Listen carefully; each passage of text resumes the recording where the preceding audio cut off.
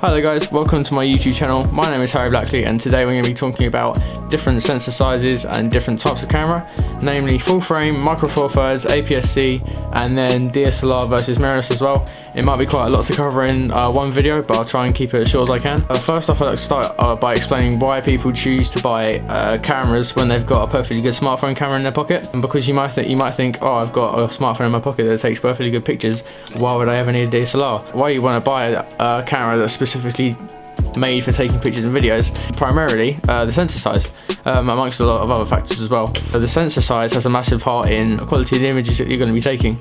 So in most smartphones you have a tiny little sensor that hides behind the lens, whereas in DSLRs you get much bigger sensors, namely full frame and APS-C. Full frame sensors tend to be some of the most expensive cameras out there, sort of professional line cameras. What I've got here is a Canon 5D Mark I from 2005. It's an old camera, but it's a very cheap way into full frame photography. Why you'll want a full frame camera is because before you go to medium format, it gives you the most depth of field and gives you the best image quality that you can possibly get before you go to medium format, obviously. What most people tend to have is an APS-C sensor camera. That's obviously a beginner sort of entry-level camera, namely the Canon 200D that I'm recording on right now. One of the downsides of a crop sensor camera, like a Canon 200D, is that it's actually APS-C, which in comparison to a full frame camera has a 1.6 times crop. So essentially what that's going to do to your lens is whatever lens you put on it, it's going to have a 1.6 times crop on it. So on a full frame camera, that's obviously whatever the focal length of your lens is going to be native to whatever you put on there. So right now I've got a Canon 50mm STM on there. That's going to be natively 50mm just because of the sensor that you're using, and because crop sensor cameras have a 1.6 times crop, whatever lens you're going to put on there is going to be cropped by 1.6 times. So for example, what I've got on the 200D right now is a 10 to 18mm STM lens. I've got it at 10mm right now, but because of the 1.6 times crop on the full frame equivalent, that's going to be 16mm. And then if I punch into 18mm, that's going to be 1.6 times 18, which is I don't quite know. Most people have crop sensor cameras just because they're the cheapest and most affordable way to get into photography. Cameras like the Canon 2000D, the 4000D, they have crop sensors on them. It's also not going to give you the best low light performance, just because it doesn't let in the same amount of light as a full frame.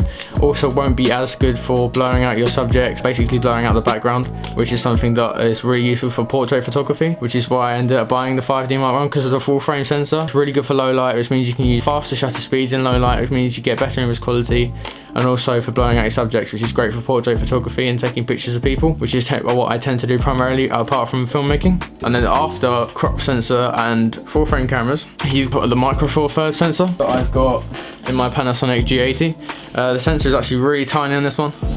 It's really small. That gives you a 2 times crop, so it won't be as good for low light, but in most micro four thirds cameras, what you've got is 5-axis image stabilization, which means you can use slower shutter speeds to get better performance in low light. Also much better for video at the price point as well. Just for comparison, you can get a Lumix G7 that has 5-axis image stabilization. It would do 4K video for $499. And then if you look at the price of the Canon 200D, which is what I got before my G80, I bought it for $440, and it only does 1080p 60 FPS, but it doesn't offer 5-axis image stabilization, so I'm going to have to use a lens with a much wider aperture to get better performance in low light, which is something that's kind of a drawback, but what you're supposed to expect with DSLR cameras in comparison to the much more feature-packed micro four thirds cameras at the price point.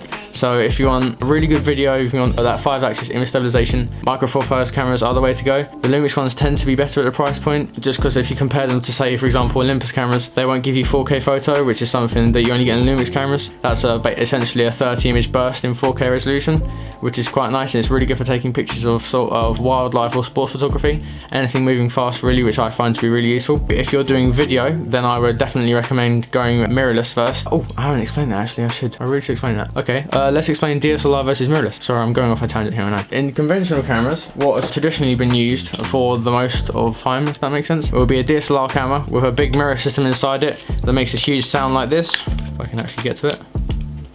So you get that huge clunky mirror sound that you associate with taking pictures. The sound that you hear when you take a picture on your iPhone, that's just a simulated sound. Obviously you don't have a mirror system within the iPhone. That would be a bit strange. Yeah, so people have tended to use this over time most just because it's the most traditional way of taking pictures and what is best known. And in recent years, camera companies have sort of gone to this mirrorless style, which takes out the mirror and doesn't have that system inside it. So you can just see for comparison the size of my G80 with a battery grip on it, so it's actually a lot smaller than that compared to the 5D Mark I. Obviously they were released poles apart from each other. I believe the 5D Mark I was released about 13 years ago. This is only about 2 or 3 years old, so obviously they're not going to be even comparable at all really, apart from image quality. But yeah, so mirrorless cameras don't have a mirror inside them, so if you take a look inside, as I showed you before, it is just, literally is just a mirror. And now what this means is that the camera is going to be a lot smaller.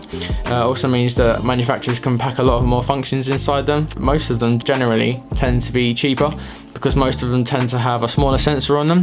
Full frame mirrorless is sort of where the camera market is going at the minute. So namely Panasonic S1 and S1R released just this month. The Canon EOS R, the RP. You've got the Nikon Z6 and Z7. You've got Sony. No, Sony have always been full frame mirrorless. Well, their Pro line has been anyways. Apart from the A65, 63, 64, 6000, 61000 series. 6100, sorry. Yeah, so full frame mirrorless tends to be where it's at right now.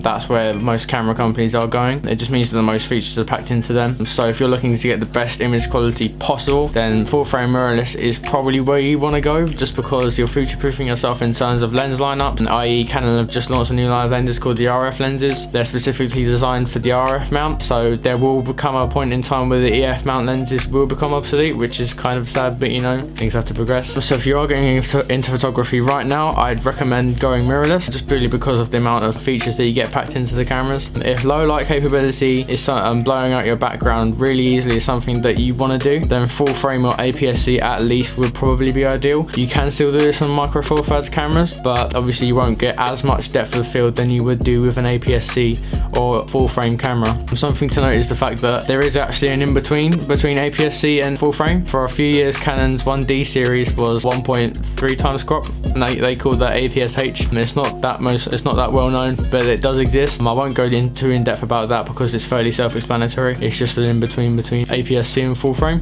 Okay, so that has been it for this video, guys. Hopefully I've been somewhat useful at explaining the